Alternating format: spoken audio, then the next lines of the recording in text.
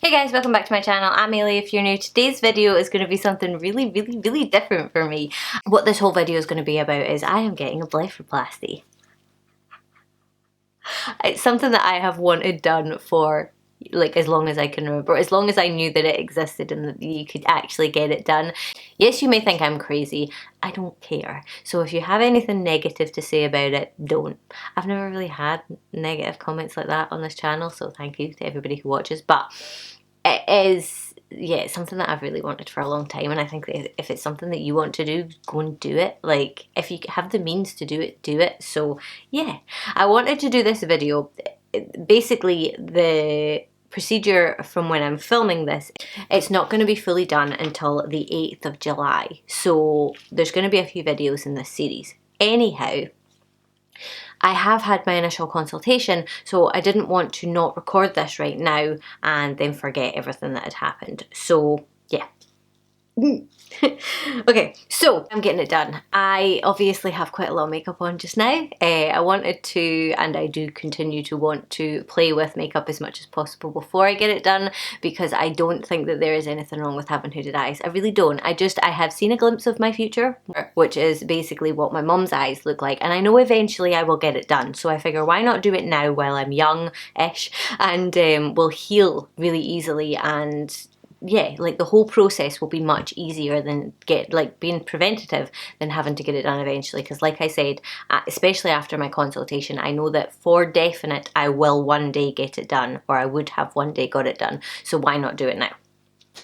I'm getting it done at Blepharoplasty in Glasgow. I've had my lips done there before and I've loved it. I'm really quite happy with them, what they're about, who their doctors are, and I'm happy with my surgeon as well.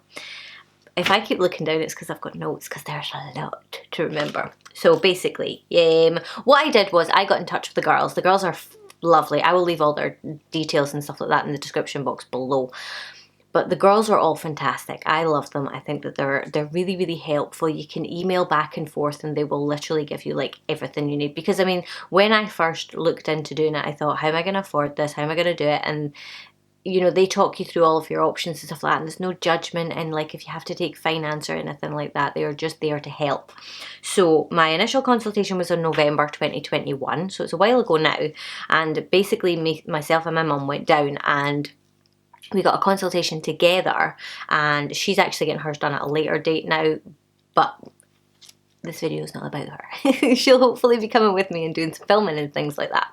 The initial consultation was in November 2021 and we went down. So he took us both at the same time, which was really handy because obviously then he could see like somebody in my family who has exactly the same thing and say for certainty that yes, it is genetic, and we have even our measurements and that were very similar. So he took a load of measurements, went over a load of stuff, and basically decided that it would be best to have it done under local anaesthetic and have sedation. So that would make the entire cost of the treatment £3,500. Yes, that's a lot of money, but it's once and done. It's not like if you get a breast enlargement where you've got to get them replaced, I think is it once every 10 years or something like that. Once it's done properly, it should, like, I mean, aging factors in, but I'm like going back to like as good as it could be, so it's less likely to cause me any problems in the future. And assured us, obviously, if there was any complications, he is actually a trauma surgeon as well, so could, you know, straight away, you wouldn't have to wait for somebody else if something terrible happened in your surgery, because yes, it's unlikely, but it can happen. Basically, he went through everything, told us about all of the risks, told us about all of the benefits, basically showed us kind of what could potentially be achieved. It's hard to tell because when you start pulling people's eyebrows up, you start changing their eyebrows and giving them a lift and things like that, so it's not really, it's not ideal sort of thing, but you do the pinch test and stuff like that, and he definitely said that I was a good candidate, said how it would all work. So basically I have to go in on the, where are we, the 9th of June for Botox. It is Botox that is done by him, and it is like either double or triple the amount that a normal nurse practitioner can actually give you. So I will get a brow lift, a proper chemical brow lift. I can't wait. My mum is actually coming with me to get that done, so both of us are going to get that done, and it's in preparation for the surgery. So he's going to put my brows where he wants them for surgery. It makes his life easier and it gets everything in the right position. So after that, obviously that's fine. I go away, let that all kick in and stuff like that, and I will have a pre-op appointment over the phone because I live so far away from Glasgow, and that's just to go over everything in the pre-op.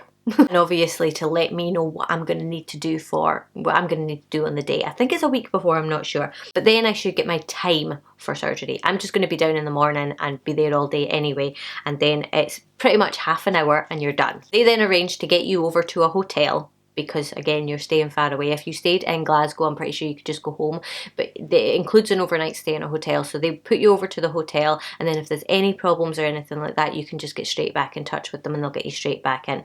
But 24 hours, so overnight in the hotel, and then I can go home the next day. In a week after that, I will go back down, so that's the 15th of July, to get my stitches out and to check that everything is okay and that everything has gone as planned. And then after that, I don't know if I'll bruise, but generally in all the other videos I've seen, everybody has some degree of bruising because the blood sort of falls and pools under your eye, or there'll be something, I would imagine. It's a very delicate surgery. If you Google it or if you YouTube it and look for the actual, if you can stomach it, that is the surgery. Basically they just make the incision and then snip out the skin and take any fat out and sew it back up, and it's very, very quick. So I will be sedated. Jeebus. Because I was not looking forward to that. Basically what he said was, it's not a case of trying to add more money onto it, which I know a lot of people will say, yes it is, but at the end of the day, the local anaesthetic doesn't always work 100%, and anybody who's had a tooth out will know this, and anybody who has had any sort of local anaesthetic will know this. It really doesn't. And to be honest, after he explained it and said that, I was like, yeah, I kind of understand. There's not very many ways to hold your eye closed, so if you move, they can mess up what they're doing. I can imagine that there are people who could probably sit like stone, but do you really want to gamble with that?